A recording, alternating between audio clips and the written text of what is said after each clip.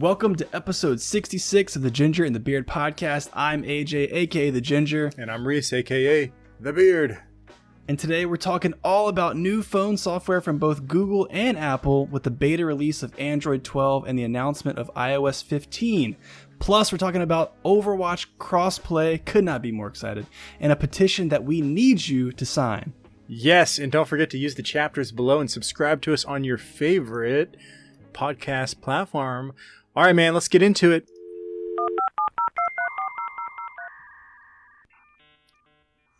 All right, guys, we're going to start you off with Android 12's beautiful color-changing UI. Super excited about this. This segment is courtesy of Ron Amadeo at Ars Technica. Got the article from them. Android 12 Beta 2 came out this week. I'm pretty sure it came out yesterday. So make sure you go check that out. Ambitious color-changing UI codenamed, I think it's Monet. Yeah. But they want you to call it Material U for some reason. I don't know why don't they just call it like Material U. They call it Monet. Anyway, so it recolors your phone. Names. I guess you gotta have names. Recolors your phone UI with a matching theme based on your wallpaper, right? So This is pretty cool because I can have like a Hulk wallpaper and like all of my little buttons and stuff are gonna change to like green and purple, and I'm gonna be like, perfect example. This is so cool. This is awesome. I have a Hulk phone. So anyway, if you guys can't tell, I'm a Hulk fan. I got a lot of, stuff behind me. If you're just watching, a little bit. If you're watching the YouTube, might have some stuff. You kind of like Hulk. Just a little bit. Yeah. Your dog's name is Hulk. It is Hulk. Yeah. I might have a problem. Can't believe my wife let me do that. Enabler. Anyway, so you could pick a wallpaper that is primarily blue, and Android 12 will change the buttons, sliders, clock, notifications, and settings background to the matching shades. Super cool. Basically, every piece of the Android 12 system UI, other than the permanently black quick settings background, is subject to the system-wide color coordinator. For the system UI, a rough explanation of the way it works is that Android 12 samples a single hue from your wallpaper and then generates a few colors by tweaking the brightness and saturation. Great. It's a buggy beta, of course, as betas are. So sometimes Monet will pick one color scheme from a wallpaper when you first apply it. Then if you switch to a different color scheme when you reboot, then it will switch to a different color scheme when you reboot, indicating that there's room for variety and not a lot of control yet. So in Beta 2, Monet only works on the lock screen, system UI, home screen, and settings, but at I.O., Google demoed a color-changing calculator, a phone app, and a messaging app. Hopefully that gets built. I mean, come on, how could you not build that? Like, that's probably more important than what they have right now. So if app developers want to let Monet take the wheel with their designs, Android 12 gives them several color variables to slot into their code, which will be swapped around whenever the wallpapers change. So I don't know if you personally have had a chance to take a look at this. I could share the article that I went and took a look at. Dude, it looks so cool. I'm like super excited. Does. I can't wait, man. I can't wait. Yeah. I'm never buying an iPhone. Or you just wait until the next segment. No, I'm just kidding. I remember seeing this when when they announced it at I.O. a couple weeks ago, and now it's out in beta, of course. But yeah, beyond that, I think there's like bigger. I don't know. It's all preferential, dude. It's so objective, or subjective, I should say, about what you like. Some people like Samsung skin. Some people like Huawei skin that they put on top of Android. I personally, when I used Android, preferred stock, clean, vanilla, whatever you want to call it, Android, which is as close as Google intended it to be, right? Okay. That's my personal preference. And so that's what this is. This is Google's latest iteration of their clean, Google supplied UI. And that's definitely what I would prefer. I like the big, bright, bubbly sort of icons. And I mean, honestly, when I used Android, I just couldn't stop fidgeting. I would always install like those launchers. You ever install any of those launchers that just like makes your phone look different? You just have like 50 different programs on your phone to like make it look different. Yeah, just like it would just change. It would change all the icons. And then I got really brave one time when I had the Samsung S3 way back in the day, and I actually rooted my phone, which required me to like do all kinds of crazy stuff that I don't remember how to do now. But you could install different operating system or whatever on them. But yeah, dude, I feel like Google, which we're going to talk about in a second, I feel like Google and iOS are like just ever so closer. Like they just keep getting closer and closer and closer. You know, and with this new color changing thing, I think it looks awesome, like you said. And a lot of the buttons like in the system tray now, where you switch on your like flashlight or you toggle on Wi-Fi or whatever, the buttons have gotten like obnoxiously large on purpose. Looks super clean. And I'm excited too, man. I think when this came out, I was like, dude, I think with that plus like the new Pixel leaks, like I kind of am interested in looking at Android again. Yeah, dude, for me, I think it's great because like I have pretty bad vision, and like as I get older, like I realize my vision.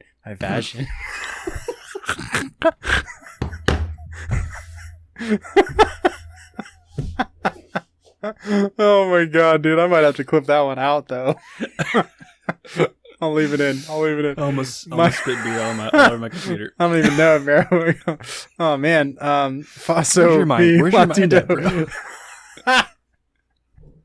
Oh my god. Oh jeez. My vision. Okay, my vision. Anyway, dude. So my vision gets worse and worse as I get older. And like when I'm trying to like read my phone and stuff, like sometimes like I'm just like I can't read this, so I just close it because the words and everything are so small. So it's like them doing this kind of stuff is like cool. Everything's gonna be bigger. It's gonna be better, easier for me to see. Hopefully, like I don't know, maybe hopefully that like translates into some other UI upgrades where I can like. Especially with like different video games on your phone, like they just make the text so small because it's meant to be for like little kids probably, and like they still have good vision, and like I can't even read the date on a quarter anymore. So it's like getting old, man. Need some thicker glasses, I guess. I need new eyeballs.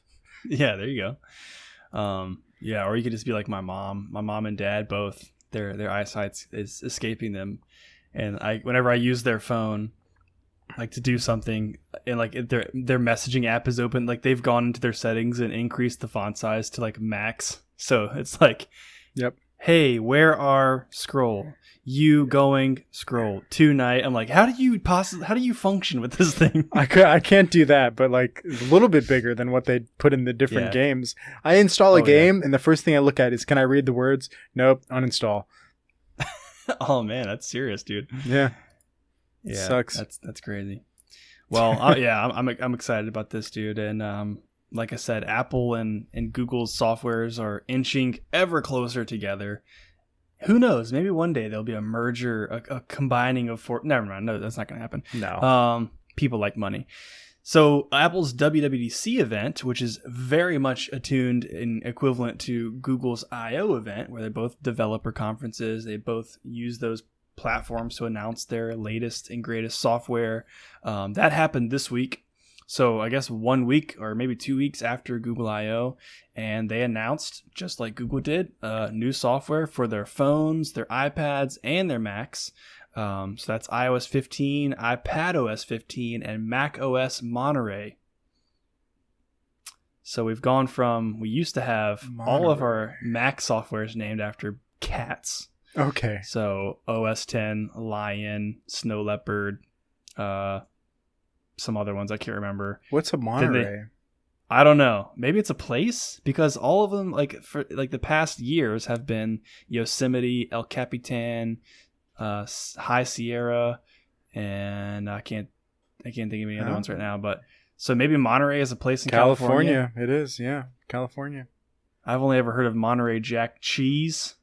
That's where I was going. Yeah. So, which is kind of funny because people joke their Mac Pro for looking like a cheese grater. So maybe they just like, so Apple sometimes has a sense of humor and they'll play into some of these like jokes people put on them. So, but anyway, so they announced a lot of software, and I almost like want to coin their iOS 15 release as like, you remember that episode of with South Park where Simpsons did it. Yeah. You remember what was the dude's name? What was oh man, I don't remember the name, but I know Captain what you're talking Mysterio? about. Was like he put like the aluminum foil hat on and like tried to cause havoc all over the town. And he left like one garden hose running in somebody's yard, and he was gonna try to flood the world. I can't remember what his name was, but anyways, ultimate villain. Yeah, it's they say Simpsons did it. This is like the Google did it event, I feel like, for Apple, because so let's just kind of walk through some of the new features, some of the big breathtaking iOS features. Let's start with the camera. So you are well aware Google Lens is an app you can download on your Android device, and it uses machine learning to identify text, identify objects. You can get more information about those objects. You can copy and paste text. Well, Apple's camera with iOS 15 can now do all of those same things, with slight improvements, I think I would say. So that's kind of like their MO, right? Like Apple with hardware and software both, like they kind of wait until the waters have been tested and they come in behind it and like just polish things up just a little bit and, make it their own. So the camera in iOS 15 can identify text. So if I'm holding my phone up to a billboard or a road sign or something, it will highlight the text. You can actually select that text, copy and paste it into another app. You can look at a page in a book and do the same thing. Or, like I said, like an advertisement or something, you can, if there's a phone number, you can highlight it with the camera and actually long press and it will dial that phone number. Oh, cool. So pretty cool feature. But Google has kind of already done that. You can also point it at like a dog. They demonstrated pointing it at a dog and long pressing the dog to figure out what species it was. No species? That's not the right word, right? Yeah, Breed, species. Sorry. Yeah, species. Breed. Species. Sure. It's canine. Yeah. So the other thing that's really close to kind of what Google's already done is there's a new like AI Maps integration. So again, this is like 3 to 4 years old with Google. Hold on. All I can think about is like Terminator right now, where it's like fucking Arnold Schwarzenegger like comes to Earth from the future and he's just like looking at like people through his like red lenses, and he's like target. Like that's. Are we that? We are so close, dude. We are so close. So close. You just put the goggles on. Canine. There it is. Canine. It's a canine. It's a canine. You point at people, it tells you their age, their address, social security number, sexual orientation. Yeah. Like this is getting out of hand. Yeah, it is. Jeez. Oh man. So yeah, I mean, just like Google can do, with Maps, you can be walking around DC or something and you don't know how to get to the Capitol building from the subway. So you hold your phone up and it's like a big giant AI arrow and it's like, hey, walk this way. Go here, dummy. Yeah, exactly. So that's it. Apple can do that now. And then the last thing that I thought was just kind of hilarious that they even like talked about was like, dude, you should have just leave some things you just need to leave in the update notes, right? Like, hey, we made this thing. FaceTime screen sharing. So like you can now, if you're FaceTiming with your phone or your iPad or your computer, you can share your screen with the other person. So I know. Groundbreaking, revolutionary here. Not a good thing. Not a good thing in my opinion. Hackers. Not a good thing. Hackers delight. Hackers delight, dude. Oh, I've never thought of that. Scammers delight. Yeah. Watch out. Excuse me, sir. Could you just share your screen with us for one moment? Screen. You see that little button there that says give control? Just go ahead and press that real quick for me. I'm going to just need you to download TeamViewer. Now, do you have your bank information saved locally? If you can just log into your LastPass account, please, and enter your vault. And finally, what is your social security number? Yeah. What's the name of your best friend from high school? Oh my gosh. Yeah. So anyways, you can share your screen. So those are like the main features that like is almost a direct copy and paste, pun intended, from Google, from other softwares. I mean, it's nothing earth shattering here, but like I said, Apple kind of polishes it up a little bit, makes it their own, puts that Apple flair on it, and repackages it for us happy consumers, right? But let's talk about things that they announced that are actually interesting. So with FaceTime, beyond just screen sharing, there are some cool new features. Number one, if you're I've never been in a group FaceTime before. Like, I don't know if have you. I know you don't use iPhone, but have you ever been, besides work, in like a group video chat scenario where it's like you, your mom, your wife, your cousin, like? No, we tried to do that, but like it just didn't work out. So no, not technically. Yeah, I'm sure it happens. Like, I don't want to discount that, but personally for me, I've never been in a scenario where I've needed that to happen. But if you do that, you can actually use spatial audio now, which is interesting. So I guess using the stereo speakers on the iPhone, if you're looking landscape or whatever, it will arrange the tiles of the people's faces from left to right on your phone. And depending on where that tile of that person is, it will, in some fashion, make it sound like they are either on the left side of you or the right side of you. And also, it makes it a lot easier if you're using AirPods that have spatial audio built into them. So that's kind of cool. Little novel feature. But what's actually more interesting to me, and I wish I had a scenario where I needed to do this just to try it out, is you can, or will now be able to, in iOS 15, watch movies and listen to music totally in sync with everybody on your FaceTime call. So imagine me, you, Justin, a bunch of other dudes watching a UFC fight all together on FaceTime. One of us buys the fight and we start watching it, and through FaceTime I can show you the fight. And it's exactly in sync, like to the second. So if I pause it, it pauses for everyone. If I fast forward, it fast forwards for everyone. So that's super dope, if you ask me. Like, I don't know what the use case is exactly, but pretty intense. Well, that's the use case right there. We got to figure out what we're going to do about that tomorrow, by the way. Yeah, true. Yes, we do. Maybe do that. Get a bunch of people on. You need an iPhone, though. Actually, you don't need an iPhone, and let me tell you why. Okay. This is the last cool feature for FaceTime calls. I don't know why I need to go back and watch the keynote to figure out like if they said why they did this, but I'm assuming it's just for more inclusivity, and also it's like kind of free advertising for Apple. Now you don't have to be an iPhone user to join FaceTime calls. So I could start a FaceTime call. It presents me with a web link. I can send you the web link. You can click into that FaceTime call from your computer, from your Android phone, from your tablet, whatever, and join the FaceTime call. So just like you would do with Google Hangouts, Microsoft Teams, whatever, Zoom. It's essentially a Zoom competitor at this point. Wouldn't it be cool if they were all like cross-platform? Like not technically cross-platform, but like cross. Like you could have a Zoom call connect to like a Discord call or something. Yeah, that would be intense. That'd be awesome. It'd be just like cell phone providers. Like I can call you from like a Verizon cellular tower to an AT&T cellular tower.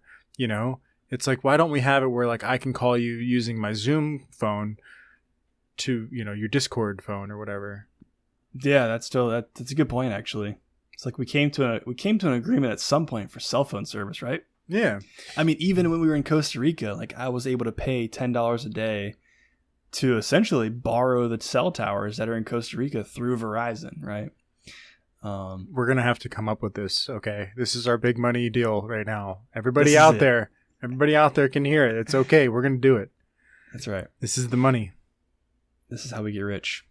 So the last thing I want to talk about for iOS 15, and I want to go ahead and say too, essentially all of these things I've talked about so far span across multiple Apple devices. So iPad OS 15 and Mac OS Monterey Jack Cheddar all get these same features. Yeah. If they don't come out with a cheese wallpaper for Mac OS Monterey, I'm going to literally write Tim Cook an email. That'd be so funny. It's got to be some kind of cheese Easter eggs in that software. So the last thing I want to talk about, though, is called focus modes. So on Android, again, I do believe, and maybe you can tell me if I'm wrong, you can actually do multiple profiles of some sort on a phone, I think, or at least on a tablet. You can do different profiles, but instead of doing that approach, what Apple is now kind of trying to allow people to do is use different focus modes depending on your situation or your scenario. So let's say you go to work and you turn on the work focus mode. You can customize what you want to be able to access or what you want to come through to your phone while you are in the work mode. So you can identify specific contacts that can text message you or call you, and anyone else cannot. You can say what apps you want to show on your home screen while you're in a specific mode. So if I have a Facebook problem and I don't want to use it while I'm at work, I just choose to not show that one while I'm in the work mode. Obviously, you can easily switch out into a different mode, so it's like not super secure safety thing here. But if you're gaming, for instance, and you don't want your mom to text you while you're in the middle of a Overwatch Crossplay match, oops, Easter egg plug there. Then you can do that. So it's really cool. You can, some foreshadowing. And of course, there's a sleep mode, so you can turn off everything. So I thought that was super cool. Like, I could definitely see the use case for that. I mean, to even be able to customize what your home screen looks like for specific modes is pretty awesome. Like, I feel like that would definitely help people focus, because we all have a habit, or at least I do, I don't know how you feel, of just picking up your phone randomly while you're like in the middle of typing an email. Just pick it up, or just touch the screen and see what it says. And I'm like, oh, I've got a Facebook notification. Let me check that out. And then next thing I know, I've spent 10 minutes scrolling through Facebook. So anyways, that was the last thing. I don't know how you feel about that last one. Yeah, I don't really have any specific feelings about it, to be honest with you. So yeah. So do you want to switch to iPhone now? No. No, I want my cool colors. Damn it. You just want cool colors. Cool colors and big buttons. Pretty much. Yeah, I don't know. Focus mode doesn't really do anything for me. Yeah. It's kind of cool. If my mom calls, I should probably answer. You'll answer it. I'll answer it. Yeah. Bad example. How about this? If you're in at home mode, you can say all of my work people cannot text or call me. Oh, damn straight. Yeah. No, give me that. Give me that. Okay. Yes. All right, we're in. Okay. Yeah. So, anyways, good turnaround. Lots of cool software out there. I don't know, like, I'd like to see like what are demographics for our listeners. Are they primarily Android or primarily iOS users? That'd be interesting to know. But you guys let us know if any of these features, big colorful shiny buttons, Hulk phones, or sleeping modes, sound interesting to you. Let us know in the comments. But before we move into our UFC Shenanigans segment, really quick, want to plug our What You Drinking video, which is exclusive to YouTube. So make sure you go check out our YouTube channel. You can watch us review a couple of delicious beers. Tonight, I reviewed the Citra Dreams Hazy IPA Double Dry Hopped with Citra hops from Captain Lawrence Brewing Company. And I did the Namaste Belgian style white by good old Dogfish Head. So yeah, make sure to check that out. You going anywhere tonight, Reese? Namaste. Namaste in, bro. Namaste in. My wife asks me, hey, I need you to get out of bed in the morning. I'm going to say namaste. Namaste sleep. Namaste sleep right now. Nice. Yeah. So good. All right, man. I'm ready to talk about UFC. What do you think? Yeah, man. Let's go. Ding, ding, ding. Let's do it. What do you got for me? Some interesting news, actually. I don't know if you saw this, but earlier this week, I happened upon an article that said Nick Diaz, not Nate, our boy Nate's fighting tomorrow, but Nick Diaz might actually make a UFC return. Apparently, he met with Dana White at UFC 261, I think. Tomorrow's 263. A couple weeks ago, I think it was 261. He met with Dana White, apparently.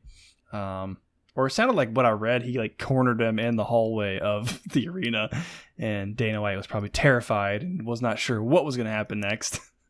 Oh, but he wanted to talk about a return. So, interestingly enough, like I didn't think that the UFC would ever entertain this based on just Nick Diaz being Nick Diaz.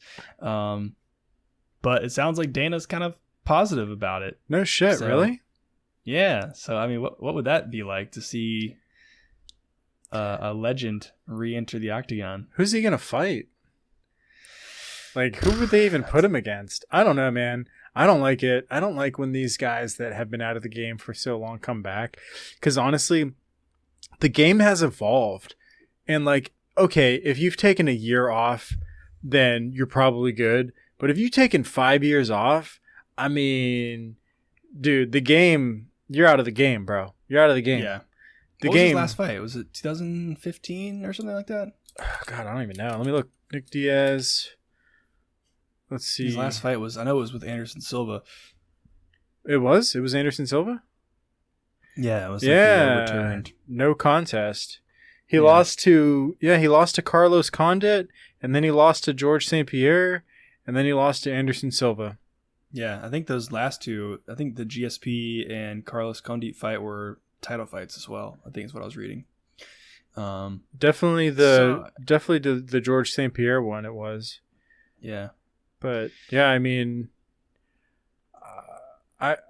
dude. I mean, he beat BJ Penn and Paul Daly, but like Paul Daly wasn't the best. I mean, he didn't really beat like anyone that good, honestly. He beat BJ Penn. Yeah. I don't know that I was really enough into UFC at that point to really know like what those guys were like back then. His last win in the UFC was 2011. Jeez. Yeah. It's 2021, dude. It's been 10 years since he's had a win. It's been 6 years, almost 7 years since his last fight. 7 years since your last fight. 10 years since your last win. I'm not betting for Nick Diaz, bro. I'm not betting for him unless they put him against somebody that just got, unless it's like a debut fight for somebody coming into the UFC. I'm not betting for. Yeah, Nick. yeah, I agree. And I actually read also that there were rumors that his comeback fight could be Khamzat Chimaev. So that's a bad matchup, dude. That's bad news for Nick Diaz. Even though Khamzat's like fighting with like half a lung or something, but I'd love to see it though. That'd be cool. Yeah, I'd like to see Khamzat. I think Khamzat does. I mean, he was gonna fight Leon Edwards. Like he deserves a top 5-3 fighter like that, in my opinion. Not Nick Diaz on his comeback run, but yeah.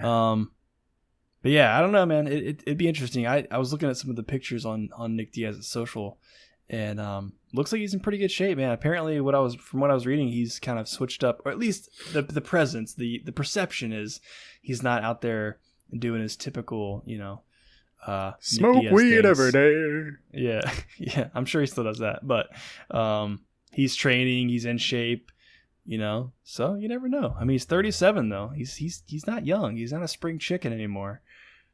But anything's possible. I don't care what you say, bro. You're not gonna convince me that. Not convincing you. No chance. For entertainment value alone, I'd like to see it happen. But just for the hype. Yeah. I feel like everything's about the hype these days. Speaking of such as the Diaz. Oh, go ahead. I was gonna say such as. Do you see that T. Woodley's fighting Jake Paul now? All right, guys. It was nice. Good podcast. Yeah. Make sure to check out the drinking. See you later. See ya. Bye. Dude. So I went on the rabbit hole one day and looked at. I'm like, why is Tyron Woodley? I don't understand. Like, he's not even a boxer, dude. He's not a boxer. He's a brawler. He's also a wrestler. He's a wrestler, and he's a brawler, and he lands like lucky punches, and he hasn't won in a long time, dude. Yeah. Man. Please, somebody put him against somebody good. Like, how about somebody like Dustin good? Poirier? Like somebody with actual hands. Like Max Holloway or Dustin Poirier. Even though they're probably too small, but I mean, I like this better than Ben Askren, but 100%, yeah. But I went down a rabbit hole and like looked back at some of the footage before the Ben Askren fight. Apparently, Tyron went into the locker room of Jake Paul. I don't know why, but his whole crew was like talking mad shit to Tyron Woodley, and especially this one dude. I don't know who the dude was. It was some other guy, but I don't even remember what he was saying, honestly. But he was talking all kinds of shit to Tyron Woodley. So I'm like, I'd like to see Tyron just go in there and destroy Jake Paul. That'd be cool. But yeah, I don't think Jake Paul is going to be able to knock out Tyron like he did Ben Askren. I mean, no, he shouldn't be able to. No, Tyron's definitely got. I feel like he could take a punch a lot better than Ben Askren, but I think he's got He's got more skill than Ben Askren, and I mean, I feel like he's bigger than Ben Askren too. Yeah, for sure. I think the real winners in the situation are the Paul brothers. They're just laughing and rolling around on their mattresses full of $100 bills. Yeah, they are. These guys are just so loaded right now. But they're making so much money off these fights, man. It's ridiculous. Yeah. So we got some big news for tomorrow, right? Big news? I don't know about news. Or big fights. We got some big fights, that's for sure. I want to just dive right into the Diaz brothers. Nate Diaz versus Leon Edwards. Now, I'm going to just talk about the odds real quick, and let's just talk about this. When people are listening to this, it's going to be Tuesday, and, this is in the past. So, let's not, put too much time into this, but, right now, Leon Edwards is minus 500. That means he is, heavily favored. Shit. Super heavily favored over Nate Diaz, and it's yeah, I guess. But, Leon Edwards hasn't fought in a while. And Nate fought Jorge Masvidal, got his ass beat. So, yeah, I don't know, man. I don't think it deserves to be this. I feel like it's going to be closer than this, He didn't survive. They had to end the fight earlier because of the cut. Oh, really? Was that what it was? Yeah. I'm trying to remember. Yep. It was the third round. They didn't even go into the fourth round because of the cut over his eye. Oh, right. Well, he wasn't put away, though. He wasn't knocked out. No, he wasn't. Anybody else would have been knocked out by that kick in the first round. Jesus Christ. Yeah, he definitely was taking a beating. And what does Leon Edwards have? He primarily stand up too, right? I don't think does he have much ground game? I can't remember. No, I don't think so. I think he's pretty well rounded though, honestly. I don't know what he's historically been known for, but let's see. What was his last fight? Bilal Muhammad. It was a draw. Interesting.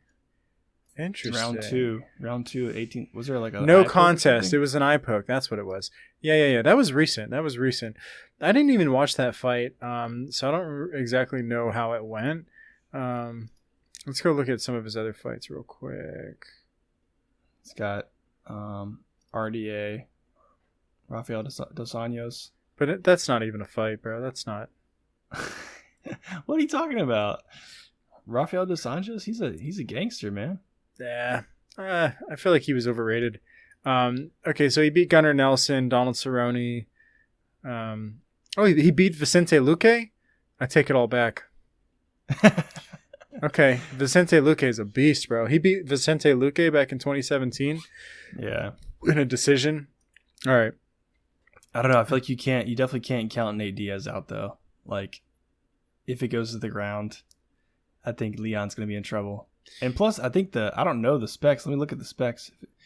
He lost to Kamara in 2015. He lost to Usman. Wow. Usman's such a beast, dude. Oh, wow. Leon's actually taller than Nate Diaz. For some reason, I was thinking Leon Edwards a shorter guy. He's 6'2".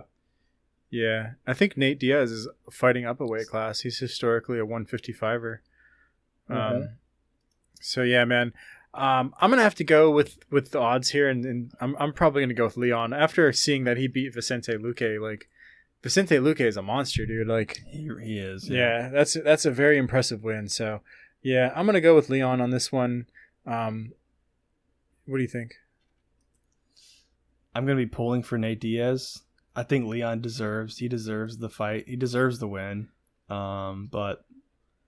Yeah, I don't know. That's going to be interesting. I'm going to be pulling for Nate Diaz just because I like Nate Diaz. Yeah. No, don't get me wrong. I think Leon Edwards is a bitch. I like Nate Diaz way more. I think Leon Edwards is a whiny bitch. Yeah. So, but yeah, so. He's got, never mind. I was going to say, he's got vagin problems. He's got vagin problems. It's been getting worse with age.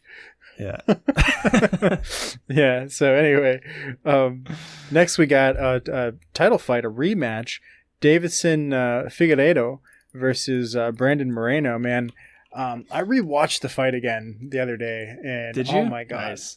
Oh my god, bro! I can't wait, dude. I cannot wait for dude. I'm so excited for this fucking card. That bro. fight was insane. Yeah, just back and forth the whole fucking time, and then it ended in a draw.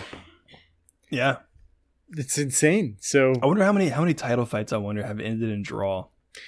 What's crazy though is Davison kicked him I think he kicked him in the nuts, or it was an eye poke or something a couple of times, and he had points taken away.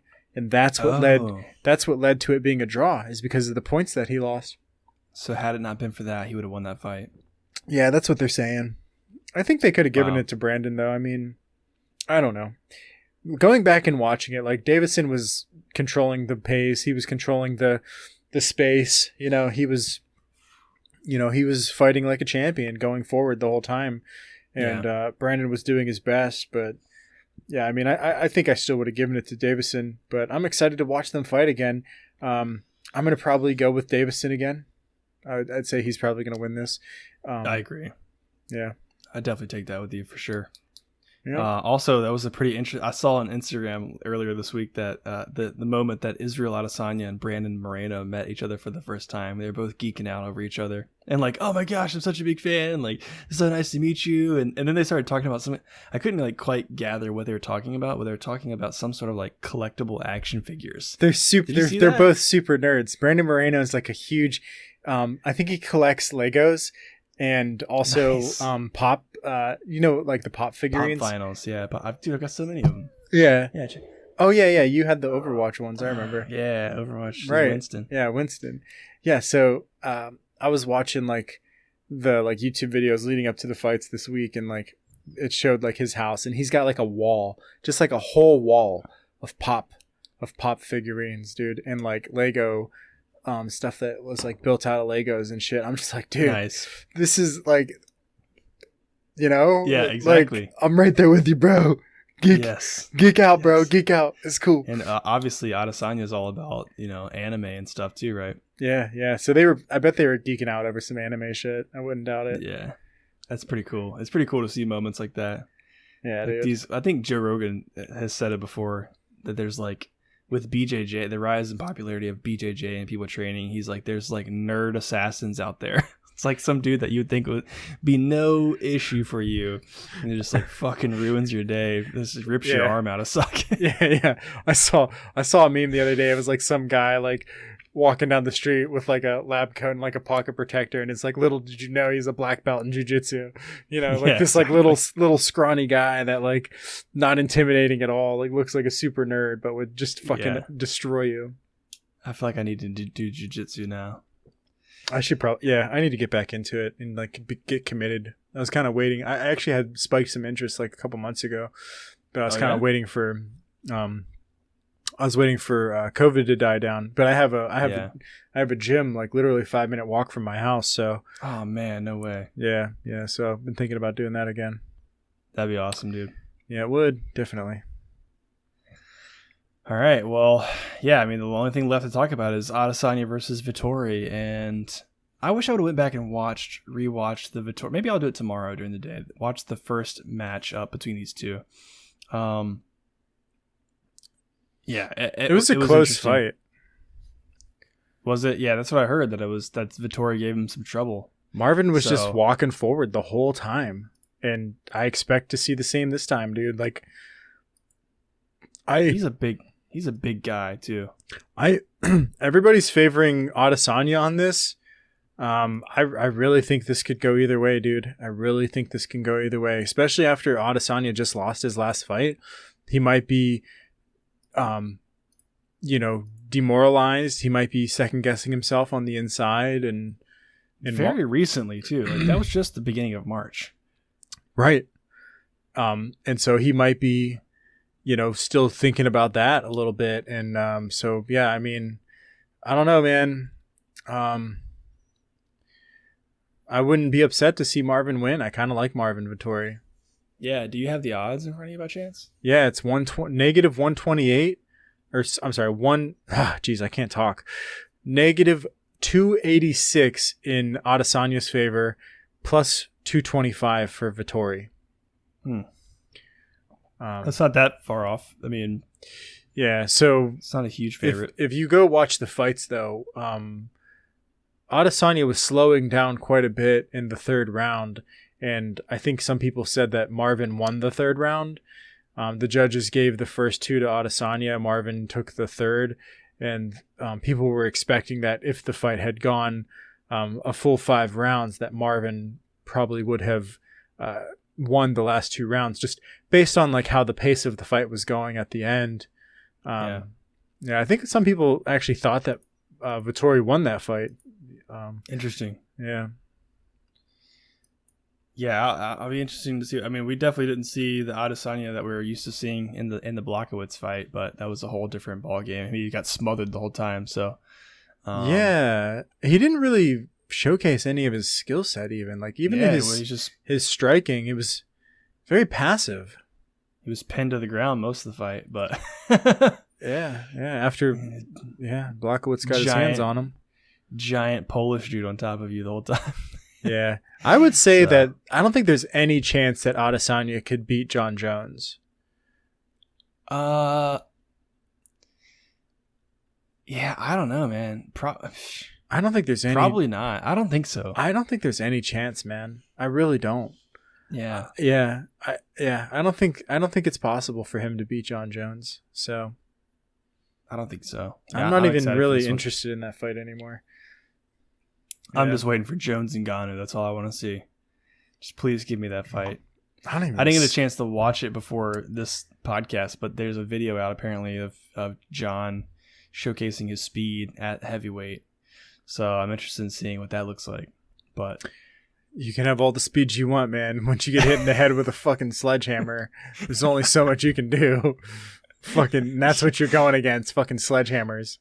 Everyone has a plan until they get punched in the face. Who said that? Mike Tyson, I think. Yeah, somebody. Especially if you're getting punched in the face by fucking that monster of a man. Yeah. He scares me more than Tyson did, bro. Like that is. Oh my gosh, he's a scary man. Yeah, 100%. There's this African fighter coming over. I think he's having his like first UFC fight or first like MMA fight or second MMA fight coming up soon. I gotta go look his name up again, but. Like he's like this like huge wrestler over in Africa that just like fucking destroys people, and he is fucking jacked, bro. I gotta go look him up and share it with you so that you're aware of it. But he's coming, bro. He's gonna be in the UFC. This guy's gonna run. He's gonna run through people. And is he heavyweight? Oh yeah. Oh, he's a big boy. He's a big boy. Yeah. And so I'm almost certain he's gonna fucking.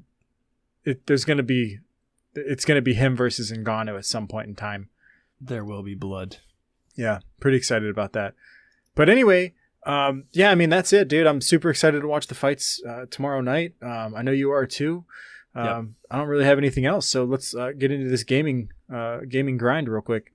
Oh, yeah, let's do it. All right, boom, we're here. Here it is, man, the big moment. The moment you've all been waiting for. Finally, we have... Oh, wait, what am I looking at? I'm looking at the wrong thing. Hold on. Finally. Cheesecake.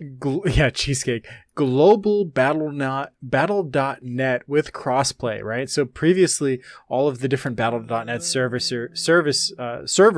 were all separate. So like you couldn't play with somebody from like Europe if you were in America or like somebody in like Japan or something. So now everything is all on the same server. You can play with like people from all over the world. Great. And then there's also going to be some crossplay. So as of June 10th, which was yesterday, Thursday, friends lists from different territories merged into one. You'll no longer need to switch regions in Battle.net to talk to your buddies on the other side of the planet.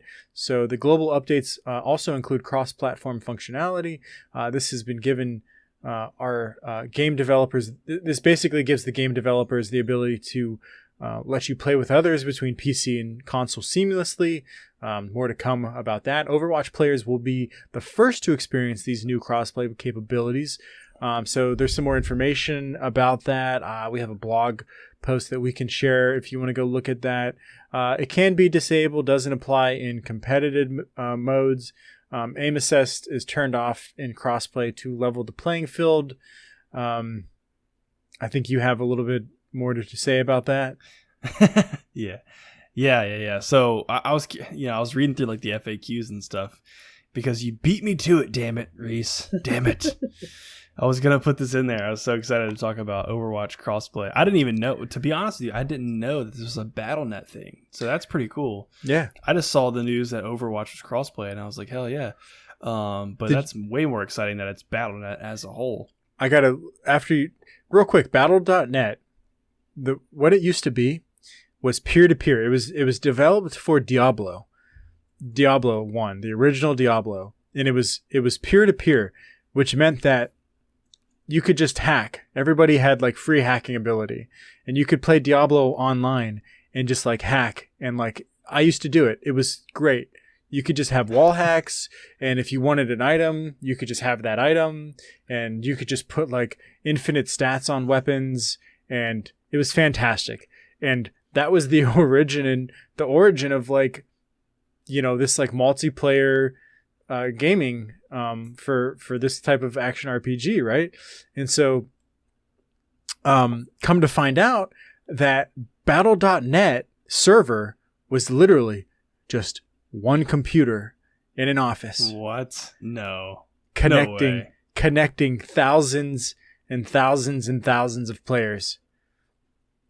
Crazy, right? I appreciate smart people. Yeah, me too. That's insane, dude. That's so cool. I know, right?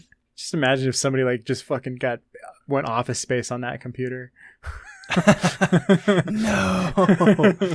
Battle.net is gone forever. Yeah. I mean, this is cool though, man. Like so Call of Duty is also on Battle.net, right? So now, yeah. They've always been crossplay.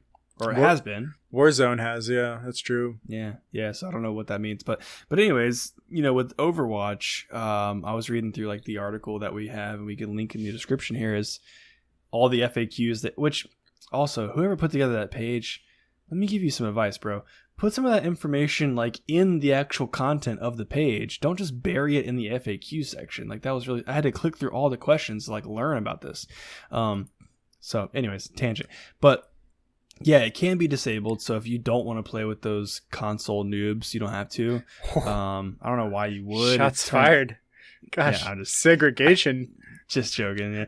I mean, I could see why somebody on console would want to disable it and not play with PC gamers, because there's definitely a distinct advantage to the mouse and cursor gameplay. It's so much more fast twitch. Yeah. Especially with Overwatch, right? And that's why I had put in the notes here, like, but is it like leveling the playing field if you turn off aim assist? Like, you know, if I'm playing with an Xbox controller and you're playing with a mouse and keyboard, you can set your DPI on your mouse to like 8 bajillion, you know, and you could barely move your wrist and look all the way across the map, right? On Xbox, I don't know that you can actually have that sort of control. So regardless of it, the aim assist is turned off. If I turn the aim assist off on my Xbox controller, but I still can't move as fast as you can on PC with as much accuracy, like it still seems like there's an advantage there for PC players. Absolutely. And clearly there is, because they're not allowing this in competitive gameplay, and there's a reason for that, right? Yeah. Like, so yeah. I think it's anybody playing on a console is just gonna be so frustrated. Because they're just going to be like, how did this guy aim so fast? And it's going to be like, well, he has a mouse, and he can just dome you in half a second. And, you know, you're busy just trying to like get it lined up on his pinky, and you can't, you know? Yeah. I mean, and I guess, you know, I was going to say something. Oh, I was saying, to be fair, I guess you could also connect a mouse and keyboard to your Xbox. So there is that also. Just buy a PC. At that point. Oh, wait, never mind. There's no GPUs. Yeah, just use your Xbox. Exactly. You can't even build a PC. But yeah, I'm excited for this. Number one, the reason I'm excited for it is that there's more players in the pool. So playing quick play, where you have to actually queue up for a specific player type or hero type, DPS, tank, healer, whatever, shouldn't take as long if there's more players in the quick play pool, right? So that's good news. And now I can play with all of my non-US friends, all 0 of them. But now you can make friends from other countries. Sure. I've made friends from playing like Fallout and stuff. I made friends from other countries. Like when I was playing Albion online, I made friends from like a bunch of different European countries and some other places. Yeah. Nowhere else really though. Like basically it was just like Europeans I was making friends with. I didn't meet anyone from like Korea or like China or like, you know, anywhere farther east or east. Never eat soggy water. Yeah, no farther east. Yeah. East is what I meant. You good?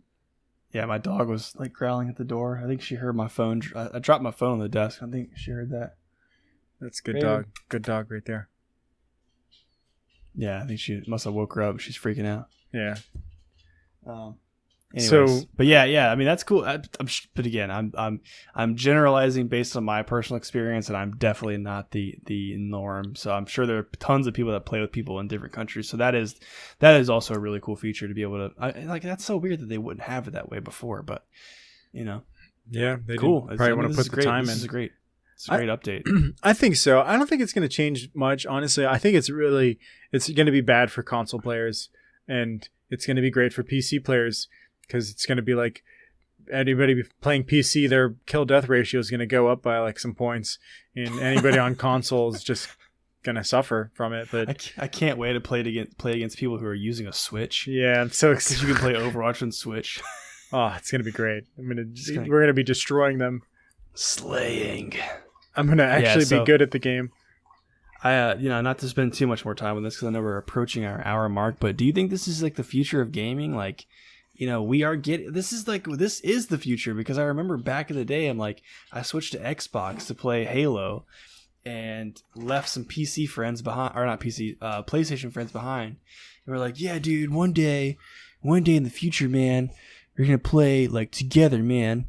And like, here we are, we're playing Call of Duty with with PlayStation, Xbox, PC, and now Overwatch. Like, do you think eventually, number one, I think consoles are kind of on their way out. Like, I think, and maybe even PCs are not on the way out because you can use them for other things. But like, once we all get to a place where we're like just cloud gaming, is there even going to be a brand? Like, is it just going to be like, it's kind of be like the Verizon, Sprint, T-Mobile situation? Yeah, I think that like PlayStation and Xbox are kind of like middle of the road now. You kind of had like your Switch, which is like geared towards like the younger folks or like people that want to play like easier games, like portable and stuff. So I think there's always going to be a market for Nintendo. Nintendo's done a great job kind of like being that like other factor out there, not really competing with, PlayStation and Microsoft, right? They've kind of got their own thing, and there's not like a whole lot of competition for them because what they've been doing has been working just fantastically, and they should really keep doing what they're doing, and I think they'll keep doing well. But I think Sony and Microsoft, I think I think that's a dying breed, and the PC master race is taking over, bro. Oh yeah, for sure. Yeah, if you want to be a good competitive gamer, then you might as well get a PC. Yeah, if we could ever just get this GPU situation figured out, we need to up some production. It's gonna be a while. Yeah, so I don't know. I'm excited for this though. Well, I got one more thing that I want to share real quick, guys. Hurts me deep. Hurts me deep down on the insides. Bethesda is closing the Fallout 76 Battle Royale Nuclear Winter servers this September. Now, if you don't know this about me, I spent a lot of time playing that mode. I like that mode a lot. I love that mode, actually. Yeah. I've unlocked everything that you can out of that mode. Made a lot of good friends out of that mode. And this is a case where they tried experimenting with something, did a super half-assed lazy job with it. It didn't go well because they did a super half-assed lazy job with it. And then they're like, oh yeah, people don't like this. Sorry, you have a fucking hidden gem there that you guys stopped doing development on. Let hackers take over. And if you would just put some time into it, people would fucking love that game. It is, in my opinion, a hidden gem. I love it. I know a lot of other people love it. And so if you guys haven't checked it out, you have until September to go check it out. If you have Fallout 76, go play it. Go get involved. There's some communities on Discord that you can join. It's a great fucking community. And in my opinion, it's a great, fun game that you can get into until September. And if you do get into it and you enjoy it, there's a petition that is going right now with the community that plays that game, which is probably around like 1,000 to 3,000 people. And we're signing a petition. A lot of people are reaching out to the developers directly, trying to make a strong case for them to, in some way, keep this thing alive so that people can keep playing it. And So we'll link in the description that petition if you guys are willing to go sign it. If you know about the game, and if you don't know about the game, go check it out. And if you like it, sign the petition. That'd be huge. Just trying to keep this sucker alive, man. Because I want to go back and play it again sometime. So, yeah, I wonder. Was it Microsoft that acquired Bethesda not long ago? It was, yeah. Dude, you never know. Like these kind of acquisitions, they probably are looking for how can we reallocate, our effort. How can we take the people we have and reallocate towards some new project or something. But they took the development team off and put them on Starfield a couple months back, and so there hasn't been any development on this Nuclear Winter for months now, probably over half a year now, if not more. And so all of the players kind of knew this was probably going to happen, but it's you guys aren't doing any development work. Why don't you just keep it alive? And they're probably just trying to cut costs, cut those servers off. That's what I was gonna say. What's the harm in keeping it running? Just no new. Just put out an announcement. Hey, no new features, no new bug fixes, but it's gonna stay around. You just have to live with how it is. It is what it is. Give somebody else the ability to run the server. Yeah, that'd be cool. Yeah, put it on. Exactly. Put it on the player base. Make it peer to peer. I don't give a fuck. Put it on that one computer in that office. Exactly. Yeah, I mean, I remember playing that with you. It was a lot of fun, and there were more than I do how many bugs and stuff there were. They were just minor things that seemed like they shouldn't be that big of an issue to fix, but what do I know, really? If they would just spend 2 weeks on it, that sucker would be polished, and then they could start adding more, and it would just get better and better and better. But yeah, man, I'm gonna miss being able to nuke somebody. It's gonna RIP nukes. Yeah, man, that was the most fun in any game I've ever played, where it's oh yeah, let me nuke this guy that I know and I've played with and I'm friends with. He's gonna be like, that bastard nuked me. Yeah, what are all those guys gonna do now when that game's turned off? They're probably gonna have to play Tarkov with me. Come to the dark side. Come to the Tarkov side. Yeah. Speaking of Tarkov, if you guys haven't seen, a new trailer just came out for Streets of Tarkov. Looks super exciting. Super excited to check that out. It probably won't be released until the end of this year, but go check that out. Battle State on YouTube. Streets of Tarkov, Cordova. Is that a new map or a new game or what? Yeah, new map. Oh, sweet. It's supposed to be a huge map with 40 players and 2 bosses and a lot of crazy stuff going on there. Nice. Yep. Awesome. Well, I guess that about does it, man. This is a lot of good stuff in this episode. This has been fun. I agree, man. Very fun, very fun.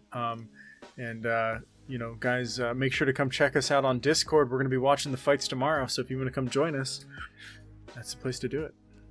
Yeah, absolutely. There will be a link in the bio for that. And as always, we appreciate you guys tuning in for another episode and ask that you please like and subscribe on YouTube, follow on Spotify, and of course, come say hi to us on Instagram and Twitter. That's right. And of course, if you really want to help us grow, please share this episode with a friend. For now, we'll see you in the next episode. So, peace. See ya.